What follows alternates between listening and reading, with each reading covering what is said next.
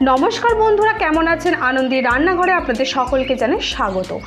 আজকে চলে এসেছি আপনাদের কাছে একটা মজাদার রেসিপি নিয়ে। কি বলুন তো বন্ধুরা, দেখুন আমি একটা ছোট্ট বাটিতে নিয়েছি কয়েকটা সয়াবিন, আর তাতে দিয়ে দিচ্ছি পেঁয়াজ বাটা, রসুন কুচি, আদা কুচি।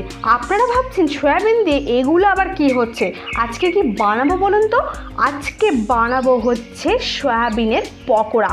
তারপর আমি এটাতে দিয়ে দিলাম কি বলুন তো বন্ধুরা, কি কর্নফ্লাওয়ার। তারপর পরিমাণ মতো দিয়ে দিলাম আমি এখানে ডিম। তো বন্ধুরা, সয়াবিন কিন্তু সব বয়সীদের খাওয়ার জন্যই খুবই উপকারী।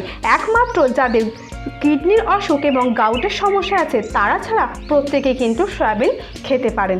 তো আমি এখানে কর্নফ্লাওয়ার দিয়ে দিলাম। তারপর পরিমাণ মতো আমি এখানে হলুদ গুঁড়ো, লঙ্কা গুঁড়ো আর লবণ দিয়ে দিলাম। আর তারপর আমি এখানে দিয়ে দেব কিন্তু একটু অল্প পরিমাণে লেবুর রস। তো বন্ধুরা, আপনারা কারা কারা বাড়িতে এরকম সয়াবিনের পকোড়া বানিয়ে খেয়েছেন আপনারা কিন্তু অবশ্যই আমাকে কমেন্ট করে জানাবেন।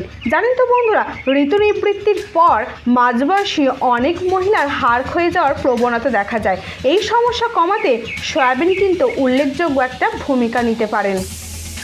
তো দেখুন বন্ধুরা, আমি সমস্ত কিছু উপকরণ দিয়ে আমি ব্যাটারটাকে খুব ভালো করে মেখে নিলাম। তারপর আমি কিছুক্ষণের জন্য চাপা দিয়ে রেখে দেব, যাতে এটা খুব ভালো করে জমতে থাকে। তো দেখুন বন্ধুরা, যদি একটা বৃষ্টির দিন হয় আর 1 কাপ চা আর সঙ্গে কিছু সয়াবিনের পকোড়া থাকে, আর তার সাথে যদি আপনার প্রিয় মানুষটি থাকে আপনার সামনে, দুজনে মিলে যদি এরকম একটা মোমেন্ট কাটান তাহলে কিন্তু খুব ভালো জমে যাবে। আর এই যে দেখুন আমাদের ছোট্ট আনন্দী, দেখুন আগে তাকে যে কথাই বলতাম সে শুনতো, হাসতো, কিন্তু এখন যে কি পরিমাণ সে দুষ্টু হয়েছে, তার দুষ্টুমি সামলাতে সামলাতে বাড়ির প্রত্যেকের অবস্থা কিন্তু নাজেহাল। তো দেখুন, যখন ছোট্ট ছিল, এটা সম্ভবত তার 4 মাসের ছবি। তো দেখুন এই ভিডিওটাতে তাকে যা বলছি সে শুনছে, হাসছে।